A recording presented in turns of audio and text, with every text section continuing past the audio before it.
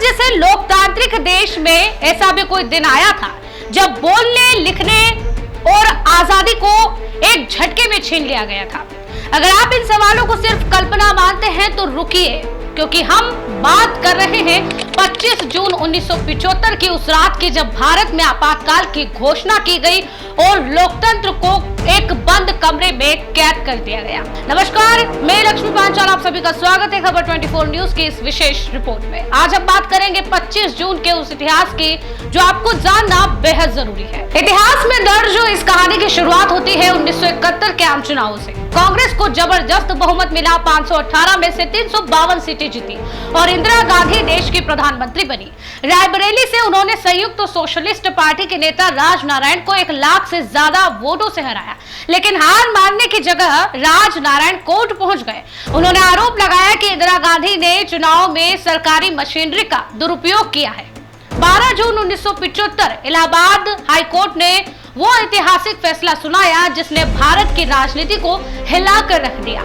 Court ने इंदिरा गांधी को चुनाव में गड़बड़ी का दोषी पाया और उनका चुनाव रद्द कर दिया गया। साथ ही 6 साल तक कोई भी चुनाव लड़ने पर उन पर रोक लगा दी गई। यह भारतीय इतिहास में पहला मौका था जब किसी भारतीय प्रधानमंत्री का चुनाव अवैध ठहराया गया था। इंदिरा गांधी के लिए यह फैसला सत्ता से सीधे बाहर फेंकने जैसा था, लेकिन उन्होंने हार मानने से इनकार कर दिया। इंदिरा गांधी सुप्रीम कोर्ट पहुंची, लेकिन वहां से भी कोई रिस्पॉन्स और राहत नहीं मिली। उधर देश भर में विरोध की लहर भी तेज हो चुकी थी। लोकनायक जयप्रकाश नारायण के नेतृत्व में पूरा विपक्ष सड़कों पर था। 25 जून की शाम दिल्ली के रामलीला मैदान में जेपी ने लाखों लोगों की भीड़ के सामने कहा कि सिंहासन खाली करो कि जनता आती है। यह सिर्फ एक कविता नहीं थी, ये चेतावनी थी सत्ता को हिला देने वाली। लेकिन जेपी की रैली खत्म होते होते इंदिरा गांधी राष्ट्रपति भवन पहुंच गई। उन्होंने तत्कालीन राष्ट्रपति फखरुद्दीन अली अहमद से आपातकाल लगाने की सिफारिश कर डाली और आदेश पर दस्तखत भी करा लिए।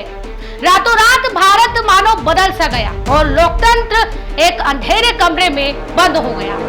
26 जून की सुबह 6 बजे ऑल इंडिया रेडियो से एक घोषणा होती है कि पूरे देश में आपातकाल घोषित हो गया है। पूरा देश हक्का बक्का रह गया। हजारों विपक्षी नेता गिरफ्तार कर लिए गए, प्रेस की आजादी छीन ली गई, अखबार ऑफिसों की बिजली काट दी गई और नागरिक अधिकार सस्पेंड कर दिए गए। यहाँ तक कि कांग्रेस के भीतर विरोध करने वालों को भी जेल में डाल दिया गया। भारत एक लोकतांत्रिक देश नहीं बल्कि एक साइलेंट जेल बन चुका था। सरकार का दावा था कि ये सब देश की सुरक्षा, स्थिरता और विकास के लिए जरूरी था, मगर इतिहास और जनता की नजर में यह लोकतंत्र की हत्या थी। इस दौर में पत्रकारों से कलम छुड़वा दी गई, न्यायपालिका खामोश हो गई और आम आदमी डरा हुआ था। लोगों को एहसास हुआ कि आजादी कितनी नाजुक होती है और कैसे सिर्फ एक हस्ताक्षर से सब कुछ बदल सकता है। आज जब हम हर साल 25 जून की तारीख पर नजर डालते हैं तो यह दिन सिर्फ इतिहास नहीं, एक चेतावनी हमें बताता है। एक सवाल हमारे सामने खड़ा करता है कि क्या हम आज भी इतने सजग हैं कि फिर कोई 25 जून को ना दोहराए? क्या हम लोकतंत्र को केवल वोट तक सीमित मानते हैं या उसकी आत्मा की रक्षा भी करना जानते हैं? क्योंकि अगर हम इतिहास को याद नहीं रखेंगे तो वह खुद को फिर से दोहराने से नहीं चुकेगा। इसीलिए इतिहास की तरफ नजर डालना जरूरी है। आज की खबर 24 न्यूज की इस रिपोर्ट में इतना ही।